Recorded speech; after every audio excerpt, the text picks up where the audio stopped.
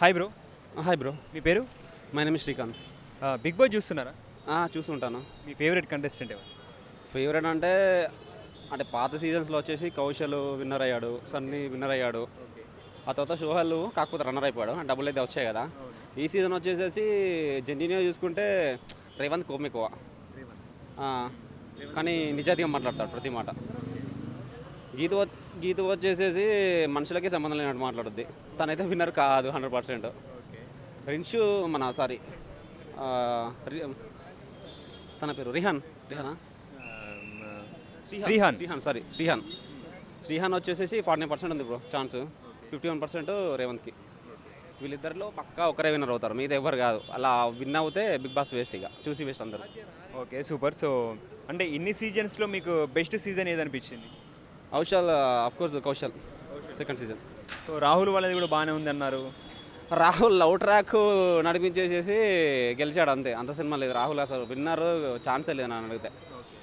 So ఇప్పుడు present ఉన్న సీజన్లో లవ్ ట్రాక్స్ ఏమైనా ఉన్నాయా? లవ్ ట్రాక్స్ నా బొంద ఏం లేవు. ఎందుకు అలా?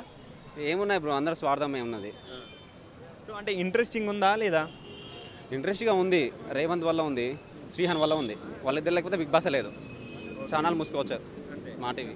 సో ఫైమా గురించి మాట్లాడుకుంటే, సో ఒకవేళ ఈ వీక్ వెళ్ళిపోతుంది అని చెప్పేసి చాలామంది అని అంటున్నారు. ఇప్పుడు వెళ్ళిపోతే ఎంటర్టైన్మెంట్ మనం బిగ్ బాస్ షోలో మిస్ అయినట్టేనా? అంటే కామెడీ వాళ్ళకైతే కప్ అయితే రాదు బ్రో. తను ఉన్నా లేకపోయినా ఒకటే, అంతే. ఫైమా ఉన్నా లేకపోయినా ఒకటే. ఫైనల్గా మాత్రం టాప్ 5లో ఉండాల్సిన పర్సన్స్ ఎవరెవరు? టాప్ 5 అంటే టాప్ 1 వచ్చేసి రేవంత్, టాప్ 2 వచ్చేసి శ్రీహాన్, టాప్ 3 వచ్చేసి అంటే గేమ్ చాలా ముందుకు తీసుకెళ్తుంది, రేటింగ్ వస్తుంది కాబట్టి గీతు. 4th వచ్చేసి ఆదిరెడ్డి. పాపం తను ఒక యూట్యూబర్ అయి ఉండేసేసి గేమ్ కరెక్ట్ ఆడాలనుకున్నా కానీ నిజేది ఆడుతున్నాడు. టాప్ 5 వచ్చేసి అంతే బ్రో. టాప్ 5 వీళ్ళు 4 సరిపోతుంది, 5th అవసరం లేదు మాకు.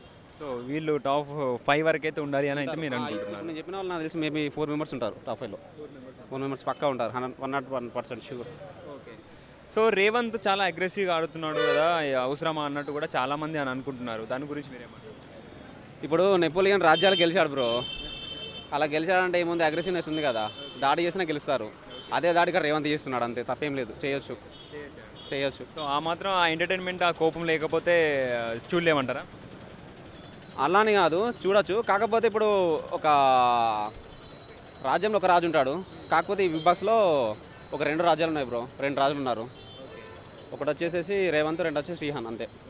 ఇప్పుడు గ్రూప్స్ అని అంటారు కదా, సో ఇందులో గ్రూప్స్ అయ్యి ఆడేవాళ్ళు ఉన్నారా? అంత సినిమా లేదు బ్రో, లేదు. అలా లేదు. ఎవరిది వాళ్ళు ఇండిపెండెంట్గా గేమ్ ఆడుతున్నారంటారా? మేబీ ఒక 50% రేవంత్ను శ్రీహాన్ గేమ్ ఆడుతున్నారు. కాకపోతే వాళ్ళిద్దరు జెన్యున్ గేమే ఆడొచ్చు. వాళ్ళు 100 గేమ్స్ ఆడొచ్చు, పర్లేదు. మేము చూసాం, చూడడానికి రెడీ. సో వాళ్ళైతే ఎలా ఉన్నా కానీ గేమ్ మాత్రం జెన్యున్గా ఆడుతున్నారు కాబట్టి సో గ్రూప్స్ పెట్టినా పర్లేదు అంటారా? పర్లేదు బ్రో. నేను చెప్పేది ఒకటి, ఇప్పుడు ఇక్కడ బైక్ ఉంది కదా, ఈ బైక్కి బ్రేక్స్ ఉంటాయి. కానీ శ్రీహాన్ ఆటకున్న రేవంత్ ఆటకి బ్రేక్స్ లేవు బ్రో, అంతే. ఓకే, బ్రేకులు లేని ఆట దూసుకెళ్తుంది అంటారు. దూసుకెళ్తుంది. కప్పు కూడా తీసుకెళ్తారు వాళ్ళిద్దరు, ఎవరైనా ఒకరు ఫిక్స్. సో మరి ఆల్ ది బెస్ట్ చెప్పాలంటే ఎవరికి చెప్తారు ఇద్దరు ఇట్లలో?